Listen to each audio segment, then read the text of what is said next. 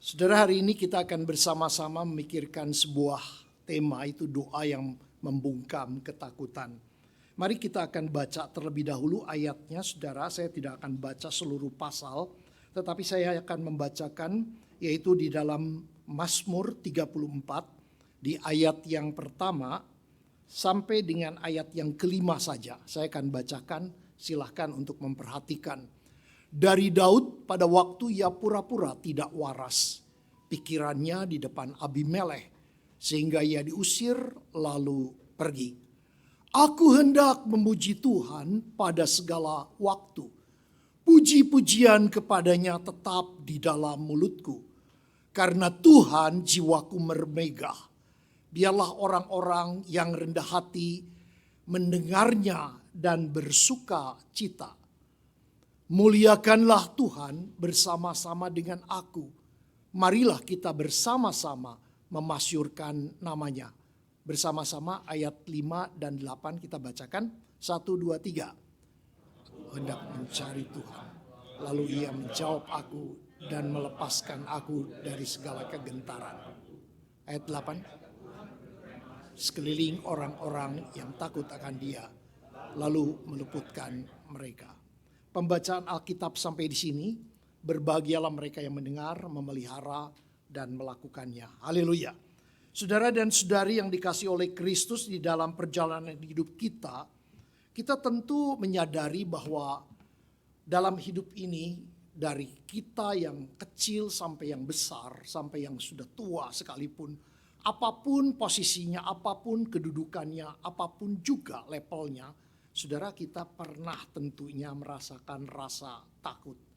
Dan rasa takut itu terjadi karena memang kita sudah jatuh dalam dosa. Sejak Adam jatuh dalam dosa, kita semua juga pernah mengalami perasaan takut. Seperti Adam, dia takut bertemu dengan Tuhan. Dia takut dengan dosanya. Dia takut dengan perbuatannya. Dan saudara, di dalam hidup kita, itu pun kita alami. Oleh sebab itu, kita tentunya tidak heran bahwa dunia yang disebut dengan ketakutan itu begitu merajalela. Sehingga kalau saudara mendengar kata Indonesia gelap, serem kan? Artinya apa saudara? Kita selalu berada di dalam pergumulan. Cemas, takut kehilangan pekerjaan, ada resesi, kesehatan, bahkan takut akan masa depan yang tidak jelas. Ketakutan akan ancaman dan sebagainya. Tetapi kita diajar saudara melalui doa ini untuk apa? Mencari Tuhan melalui doa. Sebab dia yang bisa membungkamkan ketakutan itu dan memberikan ketenangan yang sejati. Dan kita belajar dari seorang yang bernama Daud. Saudara tahu ketika Daud di dalam masa pelariannya karena dia begitu dibenci, diiri hati, kemudian timbul kemarahan Saul, dikejar-kejar sedemikian rupa sampai dia harus melarikan diri, dan di dalam pelariannya dia sampai ke kota Gad, yaitu kota orang Filistin, musuh Israel, bertemu dengan Abimelekh yang disebut Akis pada waktu itu. Dan orang-orang Gad itu tiba-tiba mengatakan itu Daud yang disebut yang mengalahkan, dikatakan Saul mengalahkan beribu-ribu, tapi Daud berlaksa-laksa. Itu Daud terkejut saudara. Dia tidak berpikir bahwa kepopuleran dia di negara Israel atau di antara orang Israel ternyata juga didengar oleh orang-orang Filistin, orang-orang yang ada di Gad. Sehingga apa yang terjadi? Saudara, Alkitab menceritakan dia menjadi begitu takut, dan di dalam perasaan ketakutan dia mencari solusinya. Apa solusinya? Berpura-pura gila. Saudara bayangkan saudara. Seorang yang bernama Daud yang begitu luar biasa di dalam semua pencapaiannya. Dia dikagumi tentunya karena apa? Pernah membunuh Goliat. Tidak ada yang berani saat itu, tapi Daud tampil dan dia berhasil membunuh Goliat. Bukan hanya itu saja saudara. Maka kita bisa melihat dikatakan ketika itu ada pujian kepada Daud yang lebih daripada kepada Saul. Itu yang terjadi bukan? Dan kalau kita juga mau melihat ketika Daud itu menjadi pemimpin tentara, kemanapun ditugaskan oleh Saul, dia berhasil dan berhasil. Keberhasilan yang tidak sekali, tetapi berulang-ulang dan terus-menerus itu memeteraikan atau memberikan sebuah merek bahwa dia adalah pahlawan yang luar biasa. Bahkan kalau kita juga tahu bahwa kita ingat Saul pernah diurapi, tetapi Daud juga diurapi sebagai seorang raja oleh Samuel, Nabi Samuel. Saudara tahu, bukankah ini adalah sesuatu yang sangat luar biasa? Oleh sebab itu kita melihat begitu besarnya pencapaian Daud. Tetapi saudara, ketika semua pencapaian terjadi, Daud tidak imun dengan ketakutan yang sangat manusiawi pada saat itu. Dia mengalami sebuah titik terendah dalam hidupnya. Bagaimana orang yang mencapai kejayaan, yang mencapai kebesaran, yang mencapai prestasi luar biasa, tiba-tiba berpura-pura gila. Saudara, saya katakan kalau orang tuh berpura-pura miskin banyak kan. Selalu mengatakan saya nggak punya uang, saya nggak punya uang banyak. Tapi berpura-pura gila kan enggak, saudara. Tetapi ini Daud dikatakan berpura-pura sampai seperti itu. Tetapi apakah ini berakhir? Tidak, saudara. Mazmur 34 ini adalah mazmur yang ditulis oleh Daud. Daud mengubahnya, saudara. Rasa takut menjadi penyembahan dan juga komitmen untuk memuji Tuhan di dalam doa.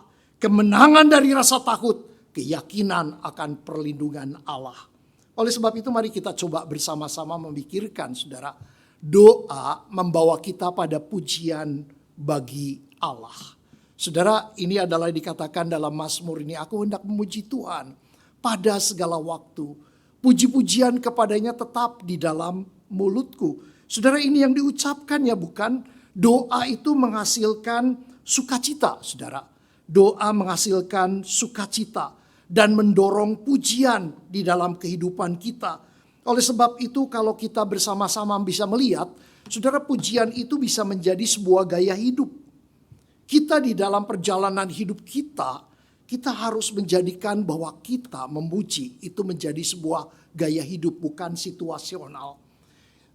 Kita memuji Tuhan bukan bergantung situasi. Bukan karena kondisinya baik kita memuji Tuhan. Bukan karena kondisinya lancar kita bisa memuji Tuhan. Tapi setiap langkah perjalanan hidup kita, baik atau tidak baik, bisa memuji Tuhan. Saudara, ini adalah sesuatu yang tidak gampang. Tetapi ini adalah penting. Saudara ingat ketika masa-masa penderitaan yang luar biasa dialami oleh Paulus dan Silas di dalam penjara. Kita diingatkan bagaimana Paulus dan juga Silas pada waktu itu berdoa. Dan mereka dikatakan bukannya berdoa, mereka memuji Tuhan. Saudara, apakah mereka tidak takut ketika mereka ditangkap, kemudian dimasukkan dan dikatakan di dalam penjara yang paling ketat? Saudara, mereka tidak bersalah, mereka memberitakan Injil, tapi mereka harus berada di dalam keadaan yang seperti itu. Saudara, di sana kita bisa melihat Daud itu mengalami sebuah masa titik terendah di dalam hidupnya. Dia tahu sekali. Sebab itu saudara, ini dituliskan pada saat setelah masa-masa itu. Saudara, kita bisa melihat bagaimana yang dikatakannya pada waktu dia mengatakan dengan satu peristiwa dikatakan ini adalah menjadi gaya hidupnya. Dan saudara, kita tahu Daud itu menciptakan begitu banyak tulisan-tulisan nyanyian-nyanyian yang indah kalau pada masa itu. Yang kita tahu begitu di dalam Mazmur kita juga melihat begitu banyak penulisan dan ada doa, ada pujian, ada kumandang gema hatinya walaupun di dalam hidupnya dia hanya sebagai manusia biasa. Tetapi kita bisa melihat ini adalah merupakan sesuatu yang terjadi. Dia memiliki yaitu sebuah gaya hidup untuk memuji, membesarkan nama Tuhan. Bukan ditentukan oleh situasi yang terjadi lagi. Saudara, Daud tidak hanya memuji Tuhan ketika hidupnya berjalan lancar, tetapi dalam masa ketakutan, kehinaan, ini adalah merupakan sebuah reaksi yang dikatakan reaksi yang di dalam kenyataan dia mengenal Tuhannya. Bukan reaksi, terhadap suasana hati dan situasi, tetapi respon iman dia. Orang tuh bisa memuji Tuhan di saat penderitaan, itu adalah respon iman. Saudara, saya tidak tahu apa yang pernah saudara alami sehingga kemudian saudara-saudara secara tidak sadar bisa memuji Tuhan. Saudara, saya pernah mengalami masa-masa di dalam perjalanan kehidupan ketika merasa susah bukan main. Saudara, apa yang saya lakukan? Itu memuji Tuhan. Saudara, pernah saya berada di pedalaman, rasanya itu ada banyak sekali pergumulan yang kita tidak tahu bagaimana menyelesaikan pada masa-masa itu. Tapi saya ingat saudara, saya mulai dengan memuji Tuhan di dalam doa. Pada waktu itu sebenarnya kalau di dalam perjalanan pelayanan itu ada, tetapi di sekolah pun sama saudara. Saya seringkali memikirkan pada waktu masa-masa tahun 77 saya masuk, ada 33 orang yang masuk dan saudara pada waktu kami lulus, yang ada yang sudah keluar, ada yang sudah 2 tahun sertifikat, dia sudah meninggalkan sekolah, lalu kami ada wisuda. Waktu itu termasuk pendeta Depicu, karena kami satu angkatan, jadi pada waktu itu hanya 14 orang saudara kami pada waktu itu dalam masa wisuda itu, yang dari angkatan 77 yang lain sudah ada yang dipraktekkan dulu atau bagaimana. Tapi saya ingat saudara masa-masa itu.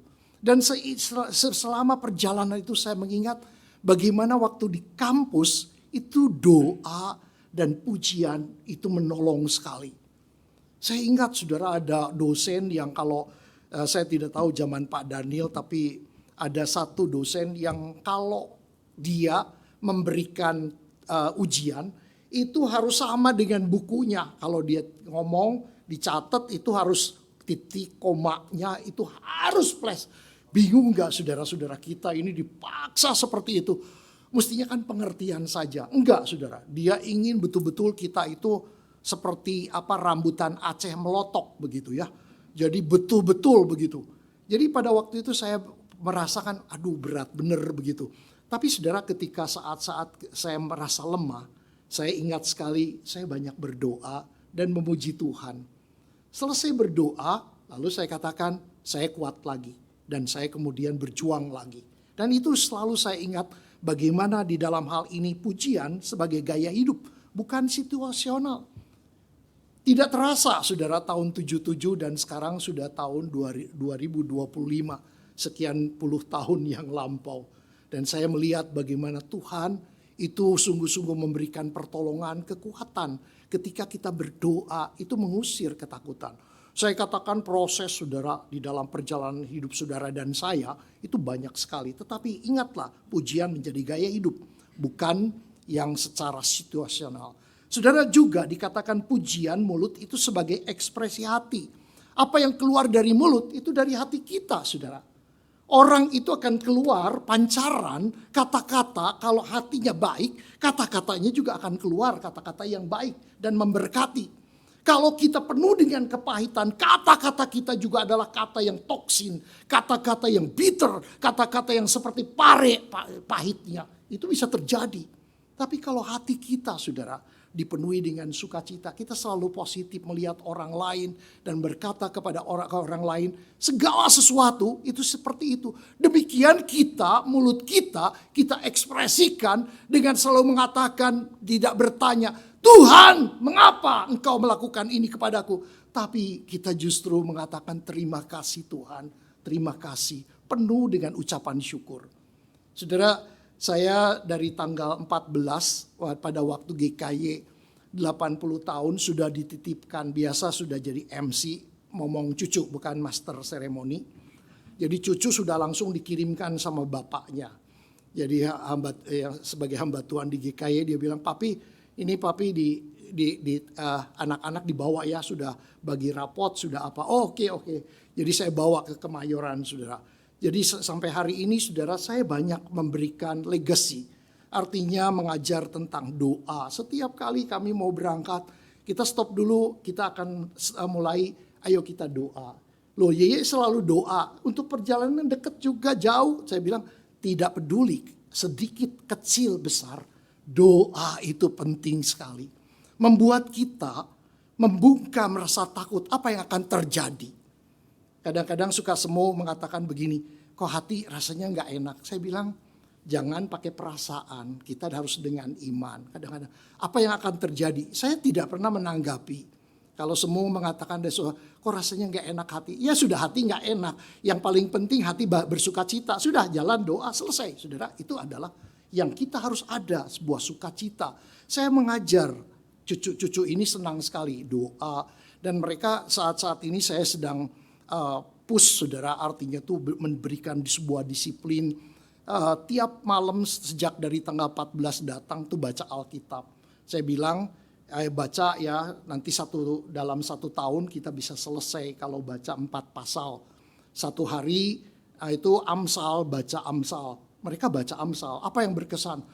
Banyak sekali yang usia 8 tahun tuh cucu itu tanya, ini angkuh itu apa, ini congkak itu apa. Saudara, banyak pertanyaan-pertanyaan, ternyata kosakatanya dia belum ada perbendaraannya, maka dia kemudian bisa tanya. Itu baik kita menyalurkan. Dan dia jadi tertarik dengan Amsal. Saya bilang, baca 1 Amsal itu ikut apa? Ikut tanggalan, karena ada 31 kan, nanti itu bisa. Kalau nggak selesai juga nggak apa-apa. Terus ada 2 pasal perjanjian lama, 1 pasal perjanjian baru, 4 pasal. Jadi saya biasakan sekarang ini, saya coba setiap malam, saudara, mereka akan sudah baca Alkitab, ayo ngobrol apa yang berkesan. Saudara, mereka ada yang bacanya banyak ayat, ini bagus ya, ini bagus ya. Jadi saya coba, saya ingin saudara mereka ini bisa mengenal Tuhan. Karena apa? Ketika Tuhan ada di hidup kita, maka apa yang terisi di hati kita? Tentu Tuhan berbicara. Dan kata-kata kita keluar juga seperti itu. Dan katakan kita harus bersyukur sama Tuhan. Bersyukur dan bersyukur sebagai ekspresi hati. Dan juga konsistensi dan ketekunan. Saudara, kata tetap itu menandakan ketekunan memuji. Itu baik dalam suka ataupun dalam keadaan duka. Kita tetap harus memuji Tuhan. Mudahkah? Saya katakan, saudara, gampang ketika semua lancar. Ketika semua berjalan dengan baik. Karena apa? Kita harus menghadapi semua itu. Saudara, beberapa lama ini saya ada jemaat di Medan. Dia pindah ke Jakarta. Lalu beberapa lama ini, ada beberapa minggu ini, kurang lebih hampir 10 hari lebih. Tiba-tiba pembuluh di kepalanya pecah, saudara. Lalu dia dibawa masuk rumah sakit, istrinya itu, saya datang, istrinya itu merasa, Pak Joni doakan saya harus bisa kuat. Kita bilang kita harus kuat. Apapun yang terjadi kita tidak tahu. Saudara, kemarin saya dapat berita baik, katanya suaminya itu sudah mulai bisa buka mata. Tadinya saudara tidak bisa buka mata dan tidak sadar, terus mau berontak, dahaknya banyak atau apa. Saudara, ini adalah ketekunan terus berdoa. Saya ingatkan ketika saya bangun pagi, ketika melakukan sesuatu, ketika berdoa bersama cucu, terus saya selalu coba mengingat saudara-saudara. Ini adalah merupakan di dalam suka dan duka. Saya merasa sebuah bagian, karena apa? Ini adalah jemaat di Medan, hampir 3 tahun saya bersama dengan mereka dan begitu akrab, dekat, sehingga merasakan satu beban yang sama. Tidak mudah saudara bagi seorang istri, harus keadaannya seperti demikian, orang tuanya sudah pada datang dan sebagainya. Ini tetapi kita lihat konsistensi dan ketekunan. Puji-pujian dalam mulutku, itulah yang dikatakan Daud. Deklarasi iman yang menantang sebuah perjalanan yang tidak mudah. Tetapi dia ada iman. Daud memuji Tuhan bukan karena situasinya tenang, tetapi karena hatinya tertambat kepada Tuhan. Saudara, itu yang penting sekali. Punya relasi yang dekat dengan Tuhan. Itu menjadi sesuatu yang luar biasa. Hari ini banyak sekali saudara di dalam perjalanan hidup kita tidak dekat dengan Tuhan. Saya katakan tadi, saya cerita sama cucu. Setiap kali ye pergi kemana saja, di perjalanan ye doa. Ucap syukur, masih bisa setir dalam usia seperti ini. Kemana-mana bisa pergi, belanja ke pasar juga masih. Nanti angkat ini, begitu melakukan berbagai aktivitas. itu kita penuh, harus hati kita itu penuh dengan ucapan syukur untuk menghadapi hari esok yang kita tidak tahu. Ini adalah merupakan sesuatu Daud memuji bukan dalam situasi tenang, tapi hatinya karena tertambat pada Tuhan. Doa adalah cara mengarahkan hati kita kepada Tuhan, membangun disiplin, memuji dengan melatih diri, memuji secara aktif.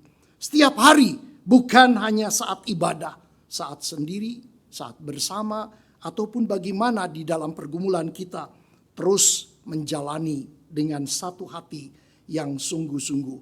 Saudara, pada waktu seorang yang bernama Charles Spurgeon, dia berkata, pujian itu adalah latihan untuk lagu abadi kita. Dengan kasih karunia kita belajar bernyanyi, dan dalam kemuliaan kita terus menyanyi. Saya katakan saudara-saudara, ini adalah merupakan satu dorongan yang tentunya penting untuk kita. Kita harus belajar. Saudara, saya ingat sekali bagaimana seseorang di dalam perjalanan hidupnya, dia bisa bersenandung lagu apa saja, saudara. Khususnya tentu lagu rohani. Pada waktu kita menyanyikan, itu kita diberkati. Saya suka mengatakan kepada cucu saya yang usianya 11 tahun. Dia bernama Catherine. Catherine, kalau Catherine datang, Yeye senang. Dia bilang, kenapa Ye? Karena kamu selalu bersenandung lagu-lagu, banyak lagu. Dia selalu ada senandungnya, hatinya penuh dengan sukacita. Jadi saya katakan, Yeye juga senang karena Nainai enggak. Nainai tenang orangnya. Kalau kamu ini sebentar kamu datang, Yeye ingin pegang gitar. Jadi lama saya sudah tidak pegang gitar karena biasanya ada persekutuan doa, ikut atau apa. Sekarang sudah jarang main gitar. Kalau gitar selalu ditaruhnya di pojokan begitu. Tapi pada waktu cucu datang, sekarang bisa sama-sama menyanyi dan sebagainya. Itu sebuah bagian yang sangat indah sekali, saudara. Pujian ini juga kalau saudara bisa melihat, ini adalah sesuatu yang di 1 Tesalonika 5 ayat 18 dikatakan, mengucap syukurlah dalam segala hal. Sebab itu yang dikehendaki Allah dalam Kristus Yesus bagi kamu. Saudara, ini firman Tuhan untuk kita semua.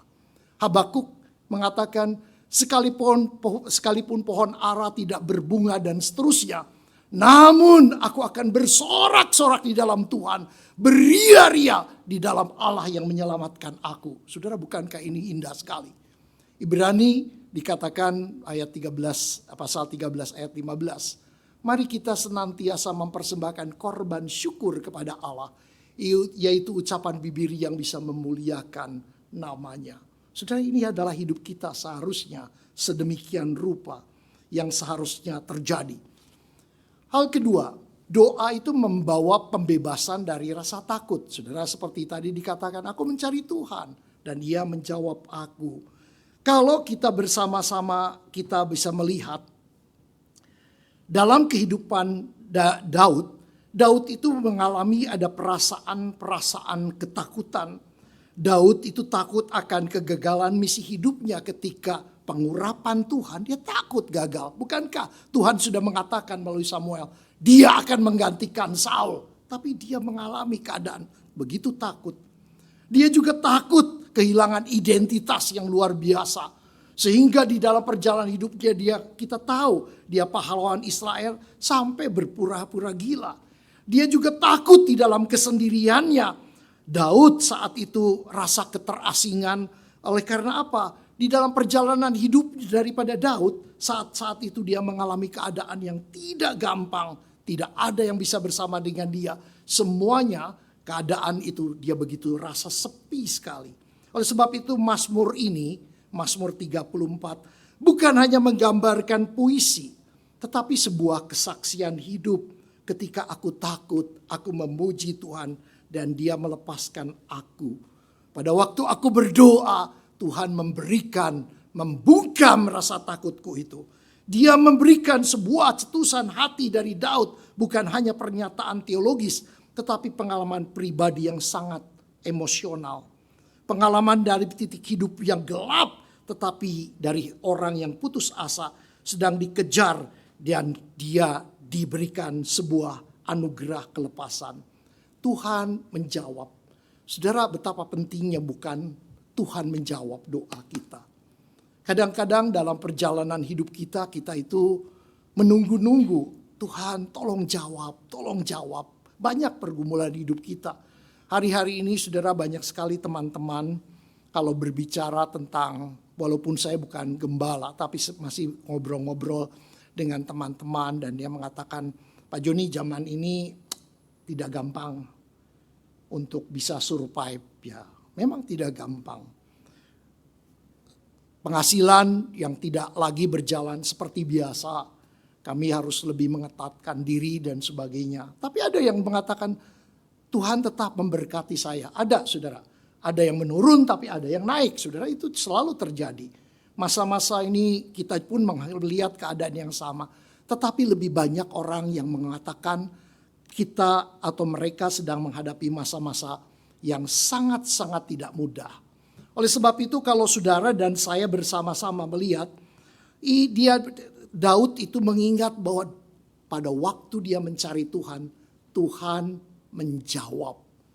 Seorang yang bernama Rick Warren, seorang yang terkenal, saudara, dengan gerejanya, dengan buku-bukunya, dengan kehidupannya. Dia mengatakan, iman itu bukan ketiadaan rasa takut, tetapi keberanian untuk percaya kepada Tuhan di tengah-tengah rasa takut.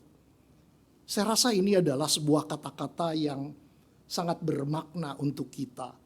Dan kita juga tahu, saudara, pada waktu hal seperti ini, kita diingatkan bagaimana Tuhan menjawab doa.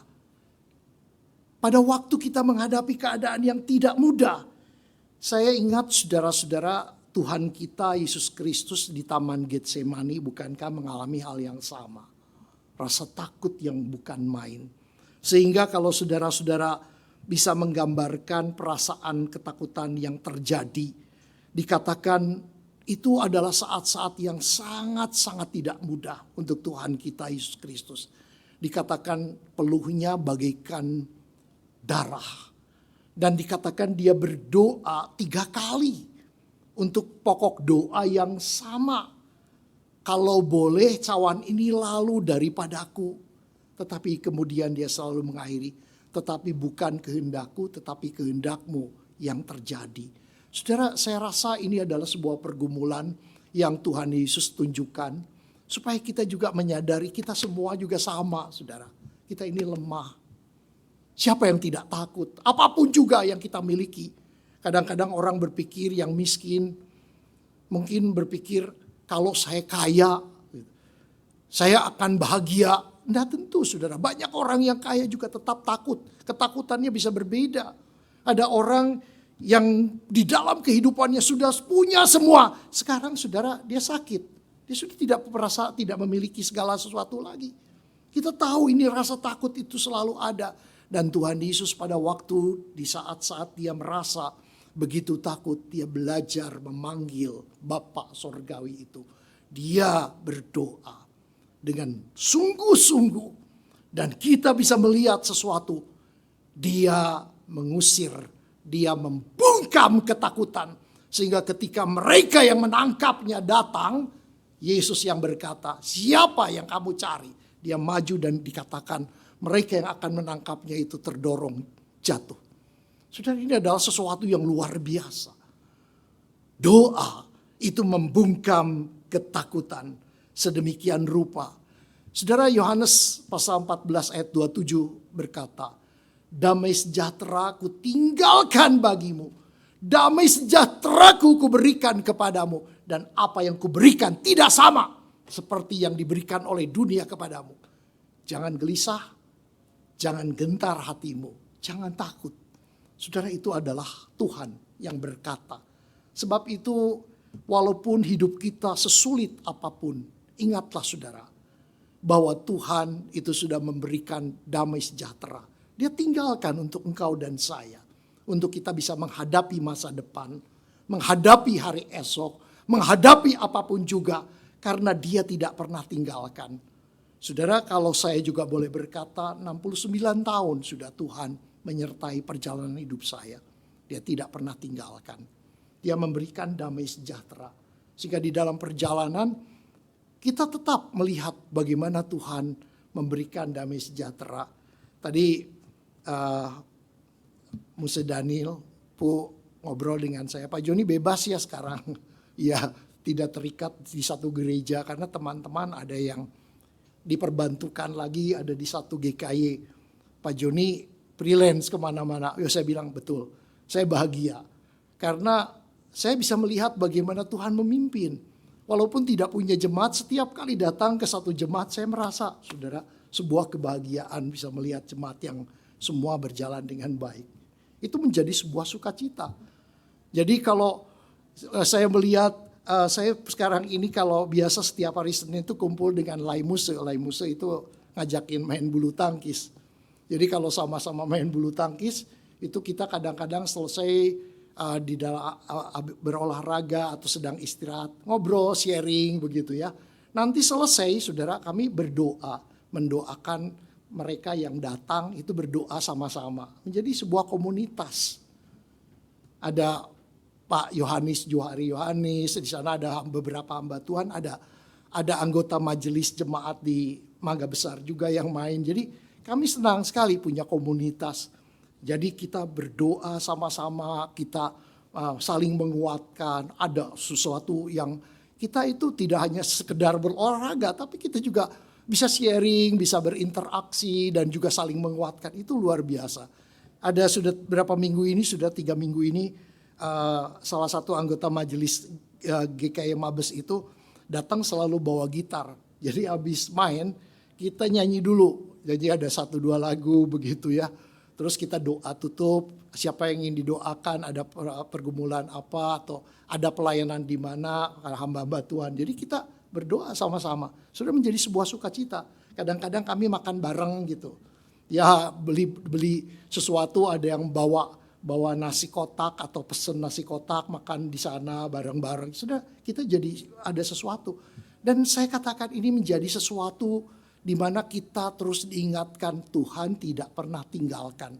Dia memberikan damai sejahtera yang luar biasa itu. So, mari kita lihat di dalam hal ini doa yang ketiga membawa keyakinan akan perlindungan ilahi. Saudara, ketika Daud mengatakan malaikat Tuhan berkemah di sekeliling orang-orang yang takut akan dia, lalu meluputkan mereka. Artinya apa, saudara? Kita menjadi punya keyakinan akan perlindungan ilahi. Saya tadi kalau tidak salah semua mengatakan ada pernyataan dari orang yang selamat dari pesawat Air India yang 1 orang tidak mati. Dia menceritakan kesaksian yang mengatakan begini, dia suka pelihara memberi makan banyak kucing-kucing katanya. Jadi pada waktu terjadi peristiwa itu kucing itu yang menolong gitu. Saudara, mungkin itu konsep yang salah, tetapi saya lihat ada sesuatu yang ya kasihan karena dia tidak mengerti. Perlindungan itu adalah dari Tuhan, bukan dari kucing yang dipelihara. Lah kucing aja kalau nggak dipelihara mati begitu. Jadi sebetulnya dia harus percaya kepada Tuhan, tapi dia tidak mengerti. Percaya dengan orang India itu banyak sekali percaya dengan banyak dewa, bukan? Kita tahu kalau lihat kuil itu, kalau misalnya di kuil-kuil orang India di Singapura itu begitu banyak tuh untayan ukiran banyak dewanya. Oleh sebab itu kalau kita berpikir, kita diingatkan ketika kita tahu hidup kita ini berjalan sampai hari ini. Kalau hari ini saja saudara pikirkan, itu banyak sekali berkat dari Tuhan. Pada waktu kita menerima segala berkat ini, kita tahu bahwa Tuhan sudah memerintahkan malaikatnya. Itu ada di sekeliling kita. Hidup kita tidak mungkin tidak dilindungi oleh Tuhan. Tetapi kalau itu memang diizinkan sebuah peristiwa terjadi, kita tahu juga Tuhan tidak tinggalkan kita. Ingat itu, saudara. Perlindungan ilahi itu nyata dan aktif bagi orang yang takut akan Tuhan. Malaikat Tuhan berkemah. Bukan selintas, saudara. Berkemah di sekeliling orang-orang yang takut akan Dia. Pada waktu kita berdoa, sebenarnya kita ada sebuah keyakinan perlindungan ilahi yang bukan main. Yang tidak pernah kita bisa pungkiri. Ini adalah sesuatu yang sangat luar biasa. Charles Spurgeon itu berkata seperti ini. Malaikat Tuhan berkemah di sekeliling orang-orang yang takut kepadanya. Tidak mengunjungi mereka sesekali, hanya sesekali. Tetapi mendirikan kemah dan tinggal bersama mereka. Allah kita bukan tamu, Dia adalah pelindung. Oleh sebab itu betapa harusnya kita bersyukur. Karena apa? Dia menyertai, Dia Immanuel itu, saudara. Saya senang sekali, saudara, kalau di Bandung saya ngobrol dengan pendeta senior bagi saya adalah pendeta senior itu pendeta Samuel Suwandi. Kami kalau setiap kali saya datang ke Bandung, saya cerita dengan dia, ngobrol dengan dia, karena dia sudah ditinggalkan oleh istrinya Ibu Lili Suwandi yang dulu sering juga berdat di GKY di mana begitu. Sekarang Pak Samuel sendiri, dia mengatakan, Pak Joni, nanti saya itu ingin sekali mengunjungi Tasik, Cirebon. Iya Pak, saya nanti kalau kalau memang saya tidak ada pelayanan di Jakarta atau ada pelayanan di Bandung, mungkin sesekali kita bisa kunjungi teman-teman yang ada di Cirebon, ada di Tasik, karena saya hampir 20 tahun melayani baik di gereja ataupun juga di sekolah, Bina Bakti juga pernah, di sinode GKIM. Jadi saya katakan ya kita akan kunjungi teman, dan ada satu teman yang sekarang ini sedang terus di Tasikmalaya itu berobat ke ke Singapura. Jadi kami ingin berkunjung dan saya sudah janjian nanti tanggal 18 kita akan berangkat. Jadi minggu ini saya akan berangkat juga ke Bandung karena tidak ada pelayanan di sini. Jadi bisa ke Bandung, lalu tanggal 20 saya melayani di GKIM Tasik. Akan mengunjungi bersama pendeta Samuel, begitu. Jadi kita diingatkan kalau ngobrol gitu, Pak kita harus banyak bersyukur Pak, sudah Pak, kita tetap iya semangat. Jadi kami saling menyemangati, karena apa? Di dalam perjalanan hidup kita ingat bahwa Tuhan itu pada waktu kita berdoa, kita diingatkan kita harus punya keyakinan akan perlindungan ilahi. Tuhan yang selalu menyertai. Udah usia 80 tahun. Dia mengatakan, tapi saya masih mau berusaha. Dia memang mungkin sudah tidak terlalu banyak berkhotbah lagi. Tetapi dia masih aktif, saudara. Kemana-mana jalan kaki, saudara. Bayangkan dari tempatnya di Sumbersari ke alun-alun dia jalan kaki. Kalau yang tahu orang Bandung cukup bisa bayangkan. Cukup jauh begitu. Entah berapa kilometer dan jalan. Pernah ketabrak, kakinya patah, kemudian sembuh, kemudian jalan lagi, saudara.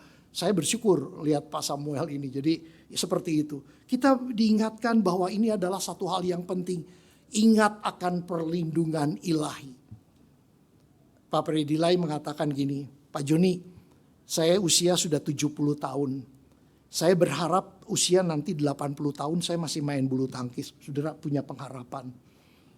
Luar biasa. Saya bilang, jadi waktu saya agak cedera, saudara, beberapa bulan, di akhir bulan di akhir tahun lalu, itu Pak Predilai terus kontak, Pak Joni ayo datang. Saya bilang, Lai Musa kaki saya masih belum bisa dipakai, belum bisa lari-lari, ada cedera. Saudara terus dia tidak putus-putus yang ngajak lagi, tanya lagi.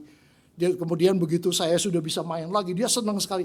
Saya Pak Joni lihat nggak ada Pak Joni itu rasanya tuh ada yang kurang, harus kita ini sudah bersama-sama ya, kami berbeda 1 tahun kan, jadi karena kami biasa main bersama tiba-tiba hilang begitu, saya nggak datang gitu. Saya bilang saya memang ada pelayanan tapi juga kaki cedera, ada 2 minggu saya ada di Kalimantan Barat, pada waktu itu ada 14 kali khotbah saya keliling di sana itu. Jadi saya katakan ya itu, tapi bersyukur sekarang sudah datang lagi, jadi dia juga rasa ada sukacita sendiri begitu. Saya juga senang Lai Musa bisa ketemu lagi. Sudah kita harus saling membangun bahwa kita diingatkan ketika kita berdoa, kita punya keyakinan malaikat Tuhan itu adalah perlindungan ilahi bagi saudara dan saya.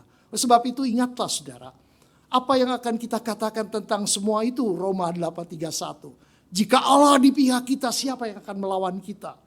Sudah kita diingatkan Allah kita yang perkasa, Allah kita yang maha kuasa, Allah kita yang maha sanggup. Dia adalah Allah yang selalu menyertai engkau dan saya yang tidak sanggup ini. Dia maha sanggup. Kita yang tidak berkuasa, Dia yang maha kuasa yang akan menolong engkau dan saya. Saudara, saya ingat sekali ayat ini adalah ayat ketika saya masih dalam masa-masa remaja. Hati saya itu banyak sekali pergumulan, saya ingat masa-masa di masa remaja.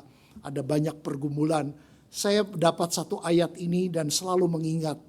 Jangan takut sebab aku menyertai engkau. Jangan bimbang sebab aku ini Allahmu. Aku akan meneguhkan, bahkan akan menolong engkau. Aku akan memegang engkau dengan tangan kananku yang membawa kemenangan. Dari sejak remaja, saudara, ayat ini menjadi satu ayat penghiburan.